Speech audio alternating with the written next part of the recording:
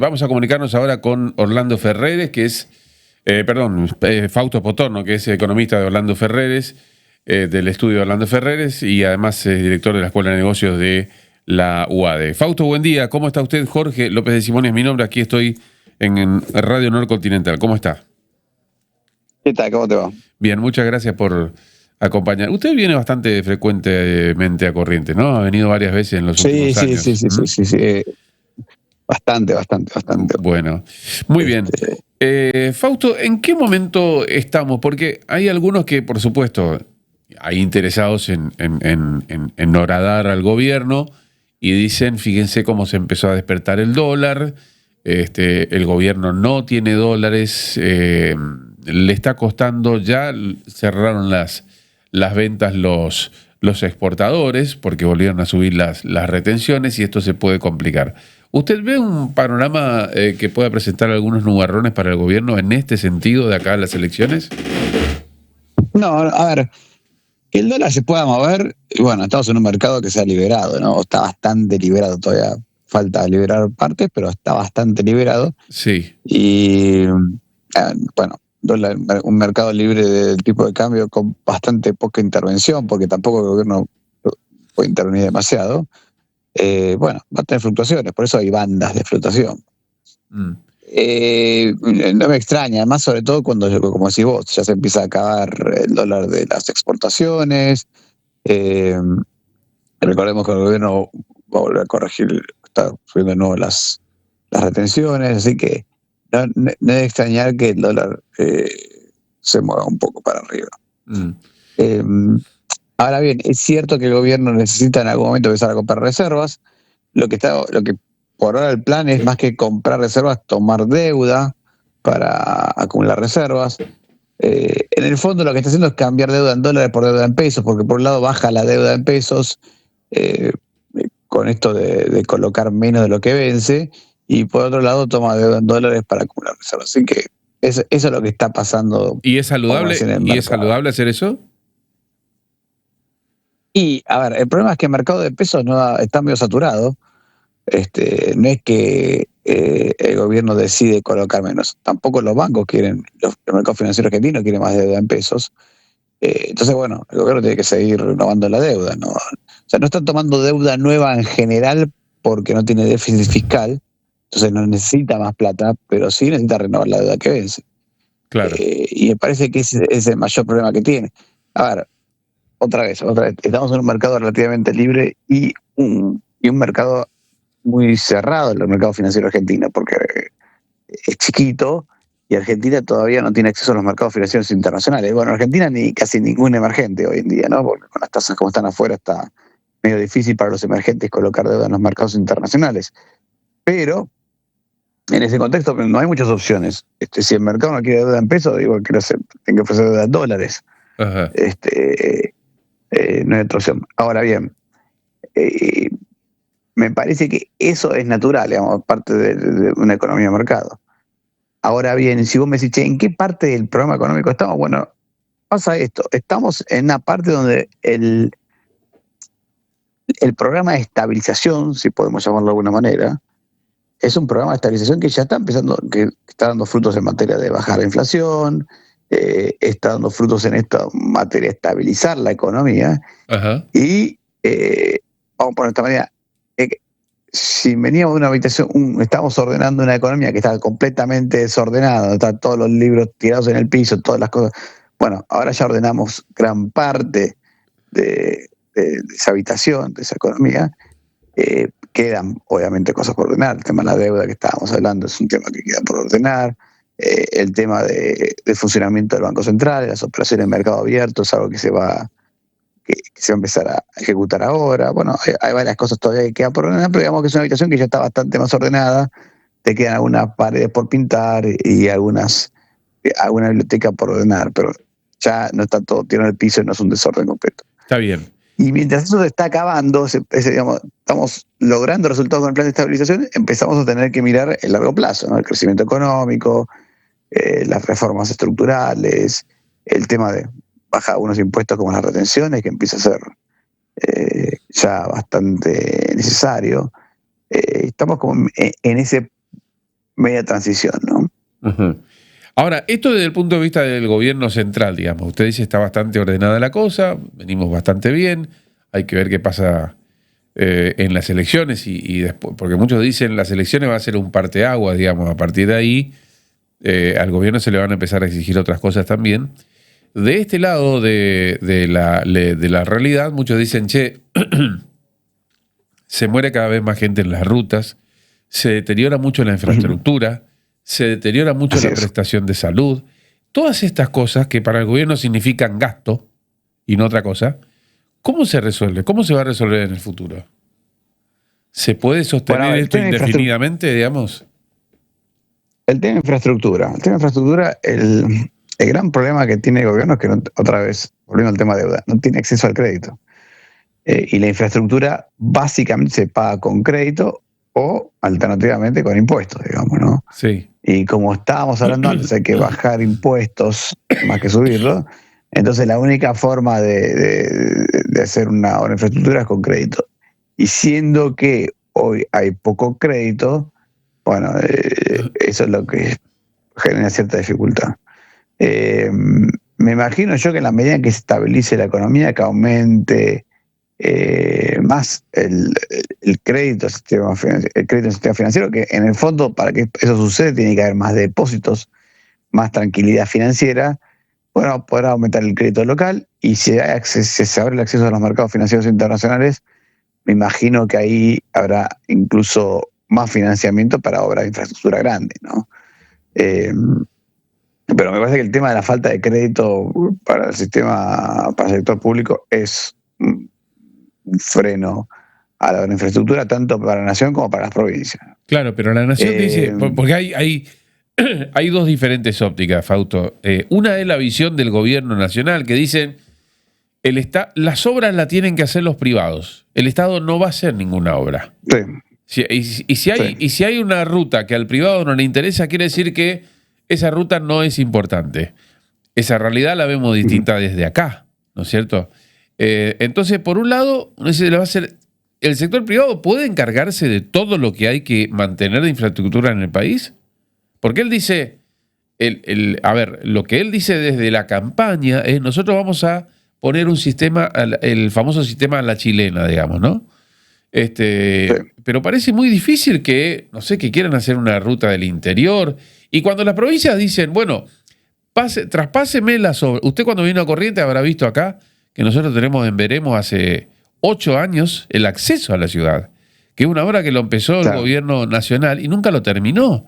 Está en el 40%, es una vergüenza. Entonces el gobierno de acá le dice... Sí, hay muchas horas por eso. Claro, exacto. Entonces, hay mucha gente que dice, está bárbaro lo que está haciendo el gobierno, cortó los gastos, está como usted dice, está arreglando, pintando las paredes, acomodando la biblioteca, etcétera. Pero la infraestructura cuesta mucho mantener y cuando se deja de mantener como una casa, se va cayendo y se va haciendo pedazos, ¿no? Es un tema realmente preocupante.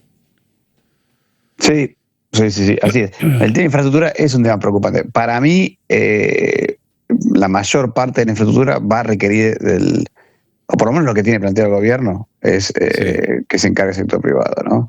Eso implica concesiones, etcétera.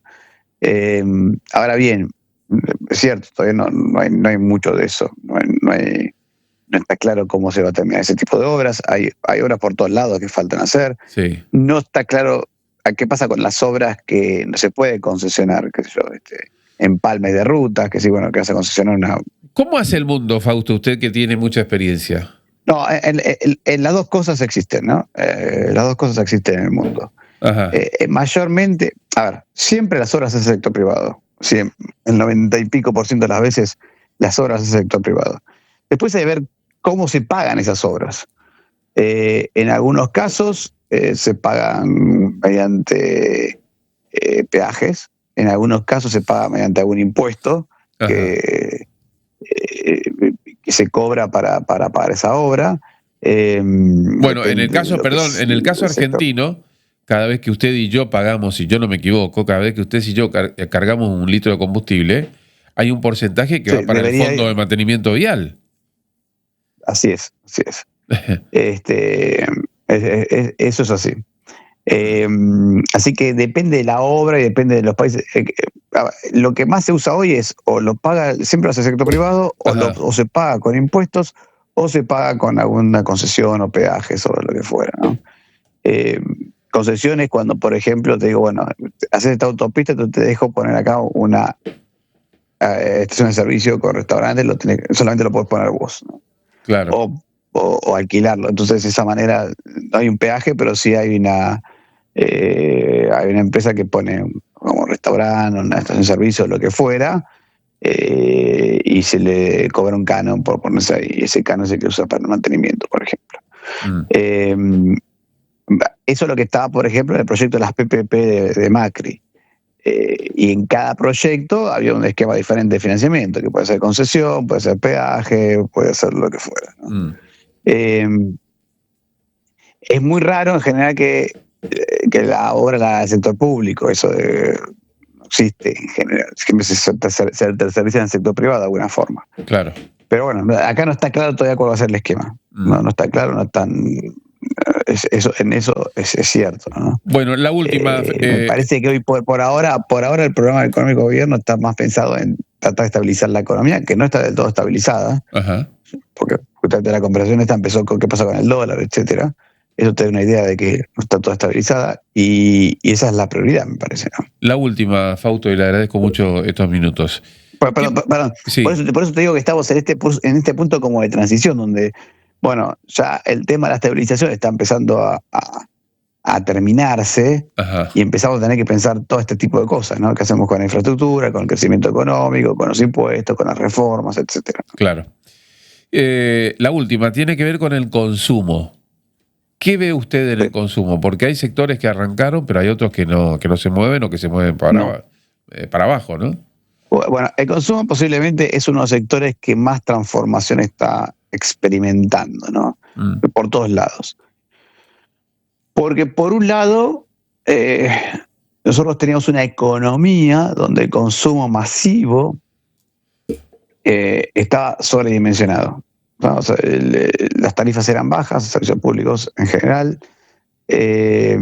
no había ahorro, la gente no ahorraba nada porque se consumía el ahorro en el banco, y quedó un consumo masivo muy estimulado.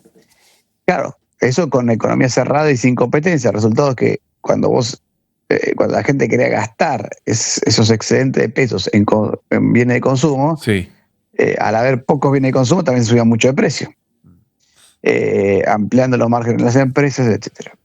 ¿Qué pasa ahora? Ahora estamos medio en reversión de eso, en lo que es el consumo masivo, lo cual es súper difícil para las empresas porque quedaron con precios altos en algunos productos, por ahí vendiendo productos que a la larga no van a seguir existiendo, no era un producto que se vendía o que tuviera el mercado que pensaban que tenía, simplemente que estaba sobreestimulado, y empieza a aparecer otro consumo, por ahí de bienes durables, pago de servicios, que empieza a competir por los mismos fondos, no por la misma plata que tenía la gente. Claro. Entonces tenés como estas dos velocidades del consumo, donde tenés autos creciendo muy fuertemente, motos creciendo muy fuertemente, y gaseosas creciendo muy levemente, ¿no? Y vos mirá, bueno, pero o alimentos creciendo muy levemente. Mirá, bueno, entonces que son los ricos que le está yendo mejor, o a la gente de más altos ingresos le está yendo mejor, a los pobres le está yendo peor. No, porque de hecho se ve a través, en todos los ingresos. O sea, la gente de altos ingresos consume más autos y la gente de bajos ingresos consume más motos. Y le pasa lo mismo a las gaseosas más caras, no decir marcas, pero a la más cara que a las gaseosas más baratas, ¿no? Entonces, no es algo que sea un tema de ingresos, sino de cambio en la estructura de consumo.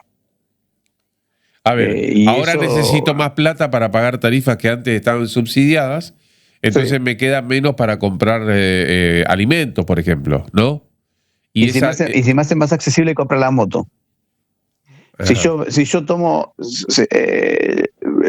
ejemplo de esto, mira, me lo ha contado un empresario de moto, porque las motos que se venden no son motos de alta cilindrada, digamos, son las más baratas, claro. No, son las de menos de 150 centímetros cúbicos. Sí. Entonces, el señor que vivía en el Gran Buenos Aires y tomaba 2 colectivos, un tren para llegar al trabajo, tardaba 2 horas y media, y gastaba 6.000, 7.000 pesos por día en viajes para llegar al trabajo, Sí. y dice, bueno, pero ahora, si yo ahora me ahorro, no tomo la gaseosa al mediodía, me ahorro plata en esas cosas, bueno, pago la cuota de la moto con lo mismo que pagaba antes, y tengo una moto y tardo 40 minutos en llegar al trabajo.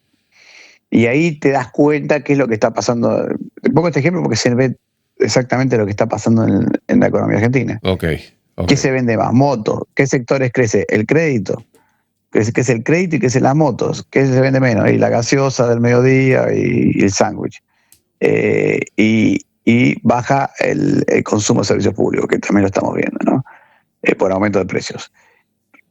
Ese es el esquema de lo que está pasando en lo que es consumo y gasto de los hogares. O sea, si no se entiende que se está recomponiendo, reestructurando, mejor dicho, reestructurando el gasto de los hogares, cada familia está reestructurando su gasto, no se entiende qué pasa con el consumo y qué pasa con el crédito, qué pasa con la compra de motos, etcétera. Fausto, muchas gracias por estos minutos. Nos fue muy útil. De nada, hasta luego. Hasta luego. Fausto Espotorno, economista, jefe de Orlando Ferreres y Asociados, en diálogo con nosotros.